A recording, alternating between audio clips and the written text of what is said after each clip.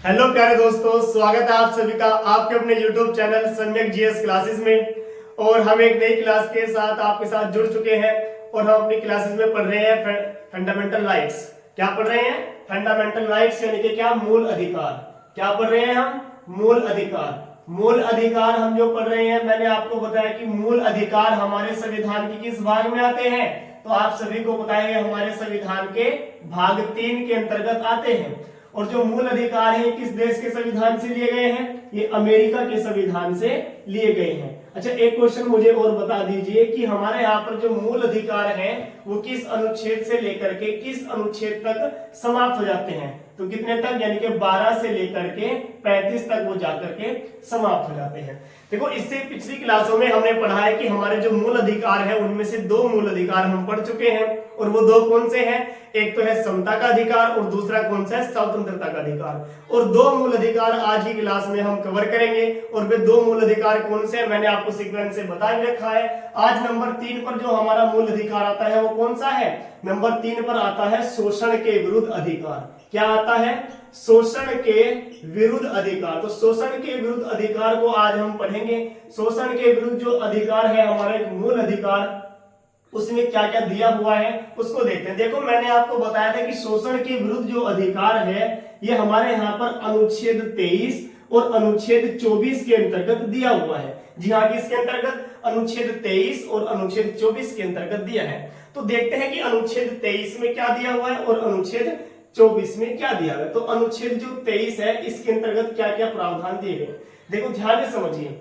हमारे यहाँ पर जो शोषण के विरुद्ध अधिकार है वो ये एक ऐसा मूल अधिकार है हमारे यहाँ पर। तो हमारा संविधान कहता है कि हमारे यहाँ के जो नागरिक होंगे उनका शोषण नहीं होना चाहिए। ठीक है, तो शोषण को किस प्रकार से यहाँ पर प्रतिषेध कर रहा है उस बात को समझिए।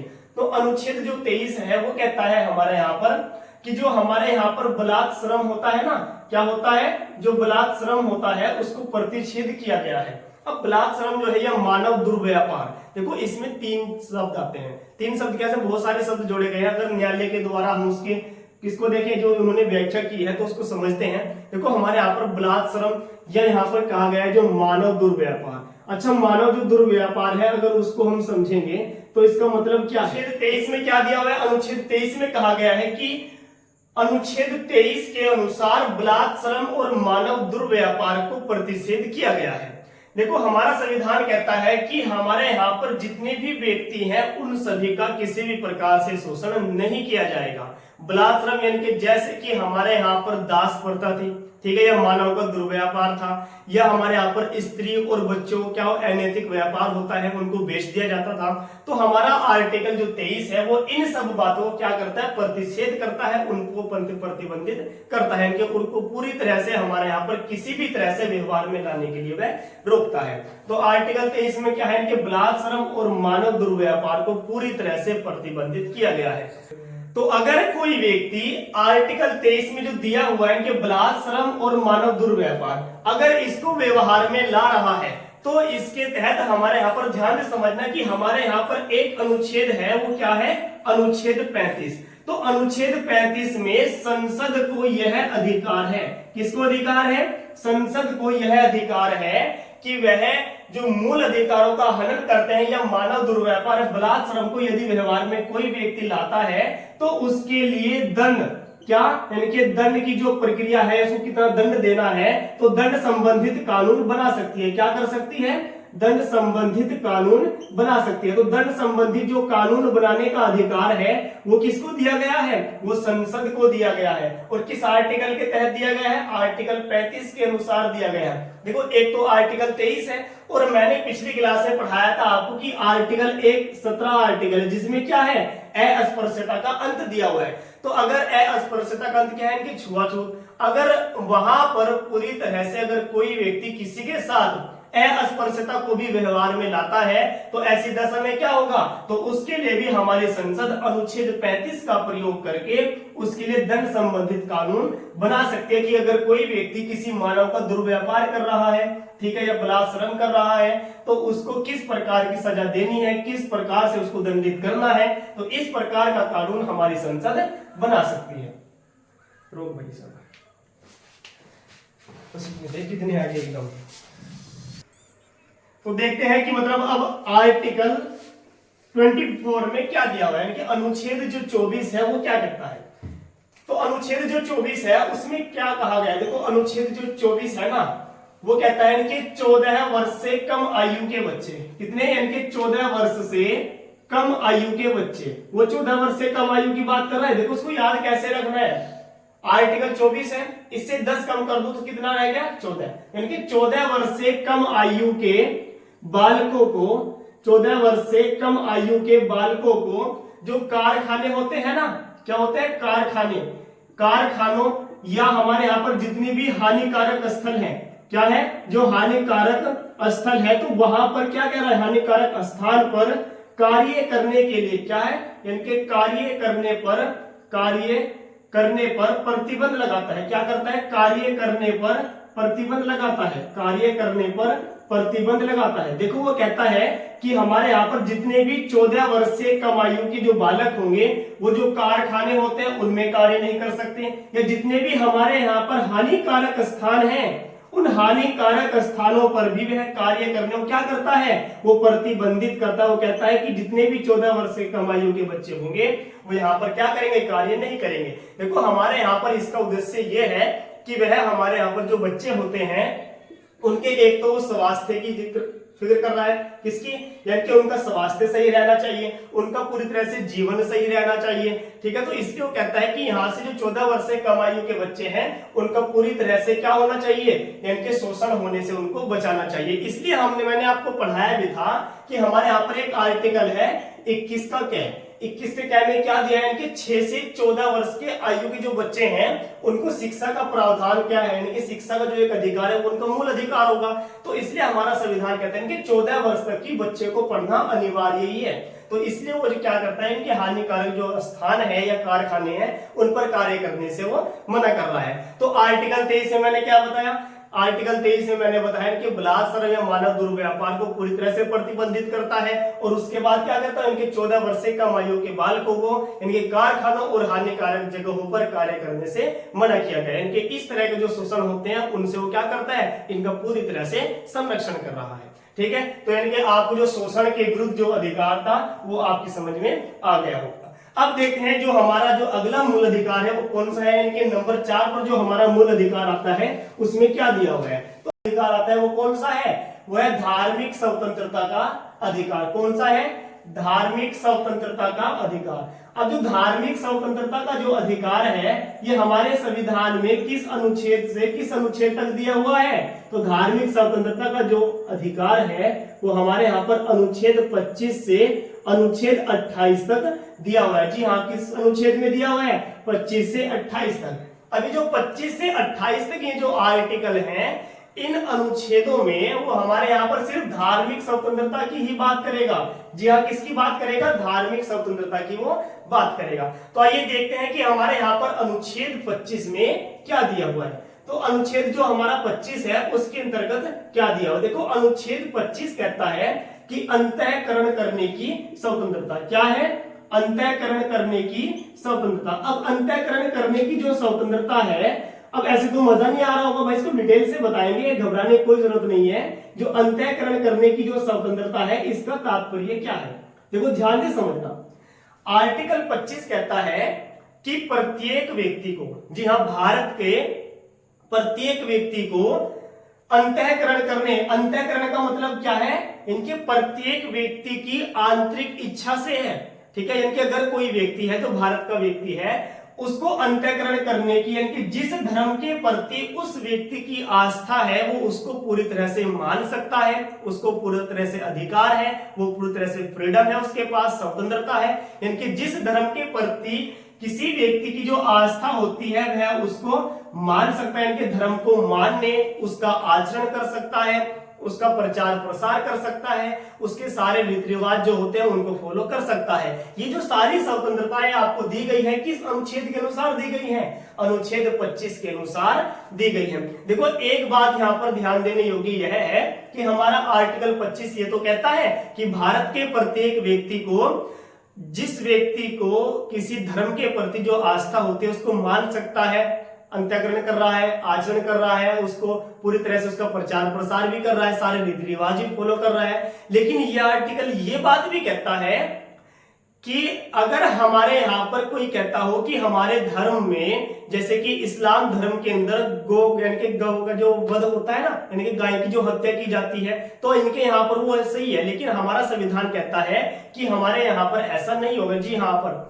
गाय की हत्या को हमारे यहाँ पर पूरी तरह से प्रतिबंधित किया हुआ है, वो हमारे यहाँ पर नहीं होता। और दूसरी बात ये भी कहता है ये आर्टिकल कि हमारे यहाँ पर देखो, हर व्यक्ति क्या होता है अपने धर्म में कुछ जुलूस वगैरह निकालते हैं, शोभा यात्राएं निकालते हैं।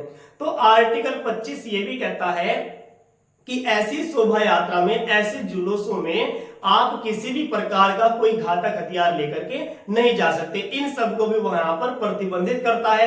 या अगर किसी धर्म में ये होता है कि जो मानव खोपड़ी होते हैं उनके साथ जो नृत्य किया जाता है, तांडव किए जाते हैं, उन सब को भी हमारे यहाँ पर प्रतिबंधित किया गया है आर्टिकल 25 के अनुसार। तो आर्टिकल 25 में सिर्फ यानी कि अंत्यकरण करने, इनके धर्म को बाध रूप से मानने, उसका आचरण करने, उसका प्रचार प्रसार करने की पूरी तरह से फ्रीडम दी गई है। और किन की नहीं दी गई है ये मैंने आपको बता दिया है। तो आशा करता हूं कि आपको आर्टिकल 25 बहुत अच्छी तरह से समझ में आ गया होगा।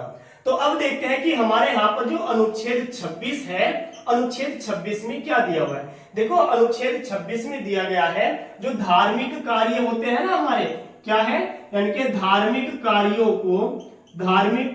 के प्रबंध करने की स्वतंत्रता। जी हाँ, क्या है, प्रबंध करने की स्वतंत्रता। अब एक बात यहां से ध्यान से देखना, अभी जो धार्मिक कार्यों के प्रबंध करने की जो स्वतंत्रता है ये व्यक्तियों को नहीं है। जी हाँ, ये व्यक्तियों को नहीं है, ये किसको है, ये समुदायों को है। जो समुदाय होता है ना, ये उनको दी गई है। जी हाँ, देखो हमारे यहाँ पर क्या होता है, बहुत सारे मिशन बने होते हैं जो धार्मिक कार्यों को चलाते हैं, उनका प्रबंध करते हैं। तो आर्टिकल 26 यही कहता है कि प्रत्येक धर्म के यानी कि जो समुदाय होता है, प्रत्येक समुदाय को यह अधिकार है, यह स्वतंत्रता है उसके पास कि वह अपने धार्मिक कार्यों का प्रबंध कर सकता है। ठीक है, उसको किस तरह से चलाना है, ठीक है, उसका किस तरह से संरक्षण करना है, ये सारे जो कार्य होते हैं उनका प्रबंध करने का अधिकार हमारे संविधान का आर्टिकल 26 देता है। ठीक है, तो आ रही है बात समझ में। उसके बाद हम देखते हैं कि यहाँ पर अनुच्छेद जो 27 है, अनुच्छेद 27 क्या कहता है, तो ध्यान से सुनना।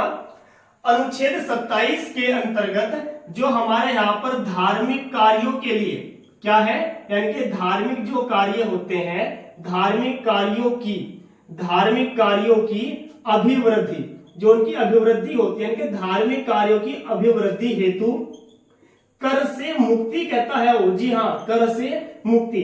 इस आर्टिकल को आप ध्यान से इस प्रकार समझें कि आर्टिकल 27 में क्या दिया है, धार्मिक कार्यों की अभिवृद्धि हेतु कर से मुक्ति। जी हाँ, इसका मतलब यह है कि किसी भी व्यक्ति को ऐसा कर देने के लिए, किसका जिक्र हो रहा है यहाँ पर, कर का जिक्र हो रहा है, कि आप किसी भी व्यक्ति को ज्यादा जबरदस्ती उसके साथ नहीं कर सकते कि आपको धार्मिक कार्यों के लिए कर देना ही पड़ेगा। जी हाँ, हमारा संविधान ये कहता है कि अनुच्छेद 27 के अनुसार किसी भी व्यक्ति को यानी कि धार्मिक कर देने के लिए उसके साथ जबरदस्ती नहीं की जा सकती। अगर उसकी इच्छा है तो वो दे भी सकता है, अगर उसकी इच्छा नहीं है तो आप उसके साथ जबरदस्ती नहीं कर सकते। देखो अब यहाँ पर एक बात और समझना, वो कहता है कि किसी भी व्यक्ति को धार्मिक कर देने से क्या है, मुक्ति है पूरी तरह से, कोई जोर जबरदस्ती नहीं होगी। लेकिन यहाँ पर सिर्फ किसका जिक्र किया गया है, कर का। अगर मैं आपसे पूछ लूं कि कर और शुल्क में क्या अंतर होता है, जी हाँ, मैंने क्या पूछा आपसे कि कर और शुल्क में क्या होता है। हमारे इस आर्टिकल में सिर्फ कर का जिक्र किया गया है, शुल्क का यहाँ पर जिक्र नहीं किया गया। तो मैं इन दोनों में आपको अंतर बताना चाहूंगा।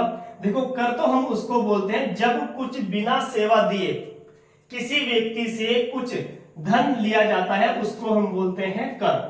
ठीक है, या जब किसी सुविधा के बदले या किसी सेवा के बदले में जब किसी व्यक्ति से कोई धन लिया जाता है, उसको बोलते हैं शुल्क। तो क्या यहाँ पर कोई किसी व्यक्ति को कोई सेवा दी जा रही है, जी नहीं, बिना सेवा दिए उससे धन लिया जा रहा है, तो इसलिए यहाँ पर कर का प्रयोग किया गया है। तो आ रही है बात समझ में। तो आर्टिकल 25 में क्या है, 26 में क्या है और 27 में क्या है, तीनों आर्टिकल मैंने आपको बता दिए हैं। उसके बाद एक आर्टिकल बचता है हमारा, अब उसको भी ध्यान से देखते हैं। तो देखते हैं कि यानी कि आर्टिकल 28 में क्या दिया हुआ है। तो अनुच्छेद जो हमारा 28 है उसमें क्या दिया हुआ, देखो अनुच्छेद 28 में क्या दिया हुआ, जो हमारे शिक्षण संस्थान है ना, जी हाँ, शिक्षण संस्थाओं की, जो हमारी शिक्षण संस्थाएं है ना, उन शिक्षण संस्थाओं की स्वतंत्रता के बारे में वो बात कर रहा है। जी हाँ, उनकी स्वतंत्रता जो है वो कैसी स्वतंत्रता हमारे यहाँ पर अनुच्छेद 28 प्रदान कर रहा है उसके बारे में। देखो अनुच्छेद 28 की अगर मैं बात करूं तो इसका फर्स्ट, सेकंड और थर्ड, इसके 3 आर्टिकल आते हैं। जी हाँ, इसके 3 उप अनुच्छेद आते हैं जिसको आपको समझना चाहिए।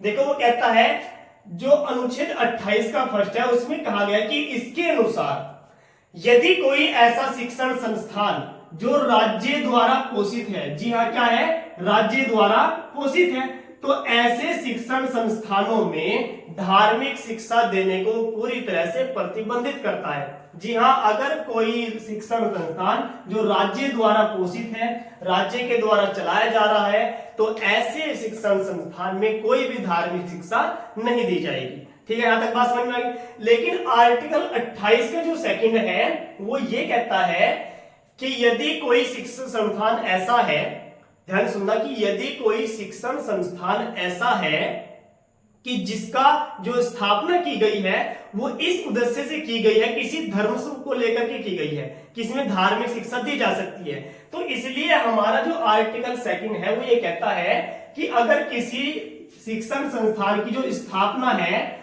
वो स्पेशल किसी धर्म के लिए की गई है, तो ऐसे शिक्षण संस्थानों में धार्मिक शिक्षा दी जा सकती है। जी हाँ, क्या कर सकते हैं, उसमें धार्मिक शिक्षा दी जा सकती है। तो आप कह सकते हो कि सर ये तो जो आर्टिकल फर्स्ट है ये तो उसका अपवाद हो गया, एक्सेप्शनल हो गया। जी हाँ, आप कह सकते हो ये क्या है, यानी कि ये ऊपरले वाले आर्टिकल का क्या है, अपवाद है। इसमें तो धार्मिक शिक्षा देने के लिए मना कर रहा है, लेकिन इसमें धार्मिक शिक्षा दी जा सकती है, इसलिए क्योंकि जो उसकी स्थापना की गई है शिक्षण संस्थान की वो इसी उद्देश्य से तो की गई है कि हाँ उसमें धार्मिक शिक्षा दी जा सकती है। लेकिन इसी का बचाव करते हुए हमारे यहाँ पर जो आर्टिकल 28 का थर्ड है वो ये कहता है कि मान लो कि अगर किसी शिक्षण संस्थान में जो धार्मिक शिक्षा है वो दी जा रही है, तो धार्मिक शिक्षा दी जा रही है। अब देखो भाई, जो शिक्षण संस्थान होते हैं उसमें तो सभी धर्म के बच्चे आते हैं, हिंदू हो, मुस्लिम हो, सिख हो, ईसाई हो। तो अगर किसी शिक्षण संस्थान में सभी धर्म के बच्चे आ रहे हैं और उसमें धार्मिक शिक्षा दी जा रही है, तो हमारा जो आर्टिकल 28 का थर्ड है वो ये कहता है कि ऐसे शिक्षण संस्थानों में जो वहां के बच्चे होंगे उनको आप उनके साथ जबरदस्ती नहीं कर सकते कि आपको वहां की जो धार्मिक शिक्षा है उसमें हिस्सा लेना अनिवार्य है। जी हाँ, यानी कि धार्मिक शिक्षा देने के लिए उन बच्चों को आप बाध्य नहीं कर सकते या कोई भी जबरदस्ती वहां पर उनके साथ नहीं की जा सकती। इस तरह का जो बचाव है वो हमारे यहाँ पर आर्टिकल 28 का थर्ड कर रहा है। तो आशा करता हूं कि तीनों आर्टिकल आपकी समझ में आ रहे होंगे। फर्स्ट में क्या कहा गया कि यदि कोई शिक्षण संस्थान ऐसा है जो राज्य द्वारा पोषित है, ठीक है, तो उसमें धार्मिक शिक्षा देने को पूरी तरह से प्रतिबंधित कर रहा है। सेकंड में कह रहा है कि यदि कोई शिक्षण संस्थान ऐसा है जिसकी स्थापना किसी धर्म के लिए की गई हो, तो उसमें धार्मिक शिक्षा दी जा सकती है। और तीसरा ये कह रहा है कि अगर आप धार्मिक शिक्षा दे रहे हो तो आप बच्चों के साथ जबरदस्ती नहीं कर सकते कि आपको धार्मिक शिक्षा में बैठना है या धार्मिक शिक्षा लेनी अनिवार्य है। आप किसी भी बच्चे के साथ जबरदस्ती नहीं कर सकते, उसकी इच्छा है तो वो ले सकता है अगर उसकी इच्छा न है तो वो नहीं ले सकता है। ठीक है, यहां तक बात समझ में आ रही है।